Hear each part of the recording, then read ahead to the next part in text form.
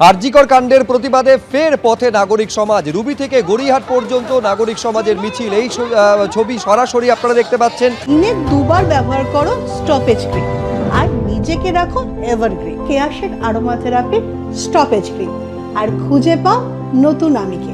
কথা বলবো আমাদের প্রতিনিধি ঝিলম করঞ্জাইয়ের সঙ্গে। একেবারে কর্মবিরতি আংশিক প্রত্যাহার করে আন্দোলনকারী জুনিয়র চিকিৎসকেরা কাজে ফিরেছেন ঠিকই ঝিলম, কিন্তু প্রতিবাদ যে থেমে নেই এই ছবি সেটা স্পষ্ট করে জানান দিচ্ছে।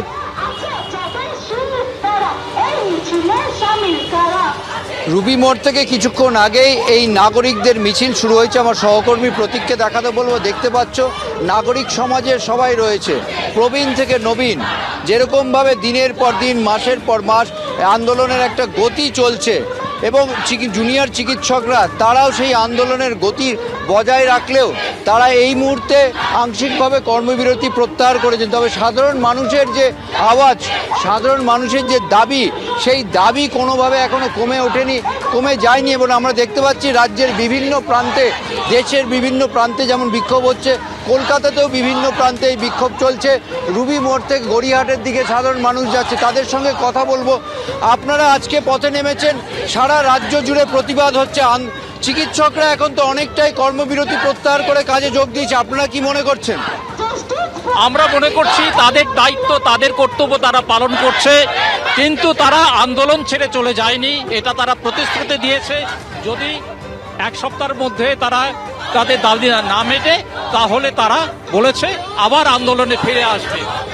দেখতেই পাচ্ছ তারা নাগরিক হিসেবে এই আন্দোলন চালাচ্ছেন, তেমনই বলছেন। এবং নাগরিকদের পক্ষ থেকে এই মিছিল গড়িয়াহাটের দিকে যাচ্ছে অভিমুখে এই নাগরিকদের মিছিল। এবং তাদের বক্তব্য, চিকিৎসকরা যে আন্দোলন করছেন সেটা অবশ্যই তারা তাদের সঙ্গে সহমত, তাদের সঙ্গে সংগতি রাখছেন, কিন্তু তারাও নাগরিক হিসেবে এই দাবি করছেন যে তদন্ত যে গতিতে এগোচ্ছে সেটা যেন গতি শ্লথ না হয়ে যায় এবং বিচারের দাবিতে যারা যে আছেন সরে আসেনি সেটাই তারা প্রমাণ করতে চাইছেন। একেবারে ধন্যবাদ ঝিলম। এই মুহূর্তে কসবায় গীতাঞ্জলি স্টেডিয়ামের ঠিক পাশ দিয়ে আমরা যাচ্ছি এবং দেখতে পাচ্ছ এই মিছিল রুবি মোড় থেকে এই মিছিল চালু হয়েছে। তারা গড়িয়াহাট অভিমুখে যাচ্ছেন, তাদের মুখে একটাই স্বর, উই ওয়ান্ট জাস্টিস।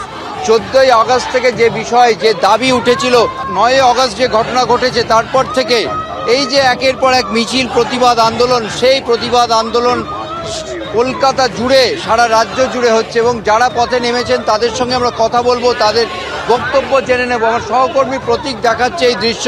আপনারা এই পথে নেমেছেন, বারবার করে শহরবাসী পথে নামছে।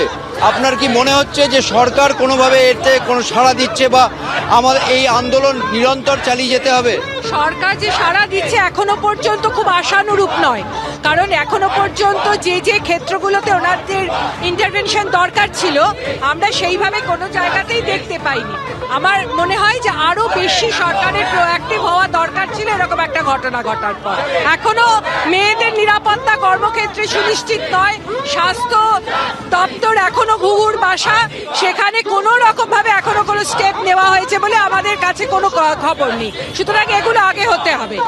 অর্থাৎ তাদের বক্তব্য যে রাজ্য সরকার যে পদক্ষেপ করছে সেই পদক্ষেপ এখনো ইতিবাচক নয় এবং সেই কারণে তারা এই আন্দোলন চালিয়ে যাচ্ছেন এবং সেই বিক্ষোভ প্রতিবাদ চলছে। 9ই আগস্ট চিকিৎসকের যে মৃতদেহ উদ্ধার হয়, তারপরে ধর্ষণ এবং খুনের যে অভিযোগ উঠে আসে মহিলা চিকিৎসকের বিরুদ্ধে আরজি করে, তার যে এই ঘটনা, মর্মান্তিক ঘটনা নিয়ে, সেই যে তারপর থেকে প্রতিবাদে মুখর হয়েছে শহরবাসী, রাজ্যবাসী, দেশবাসী, সেই প্রতিবাদ এখনো চলছে। এবং সেই প্রতিবাদের ঝাঁজ, যতই জুনিয়র ডাক্তাররা তাদের আংশিক কর্মবিরতি প্রত্যাহার করুক, যতই সিবিআই আন্দোলন চালাক, আমরা দেখতে পাচ্ছি সেই প্রতিবাদ এখনো চলছে। তাদের সঙ্গে কথা বলবো, আবার জেনে নেব আপনারা এখনো পথে আছেন, এখনো মনে করছেন সরকার সঠিকভাবে সাড়া দিচ্ছে না, আপনারা কি মনে করছেন?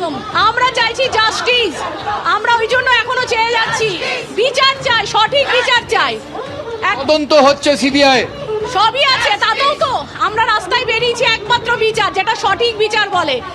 সঠিক বিচার চাইছেন তারা এবং তা এখন অবধি যা পদক্ষেপ হয়েছে তা আশানুরূপ নয় বলেই তারা এখনো সোচ্চার হয়ে পথে নেমেছেন। রুবি থেকে গড়িয়াহাটের দিকে এই মিছিল যাচ্ছে এবং আমরা দেখলাম কসবার মধ্যে দিয়ে এটা যাচ্ছে, গীতাঞ্জলি স্টেডিয়াম পার হয়ে আমরা ধীরে ধীরে এগিয়ে চলেছে গড়িয়াহাটের দিকে এই মিছিল। যেই মিছিলে নবীন প্রবীণ, মহিলা পুরুষ সকলে রয়েছে।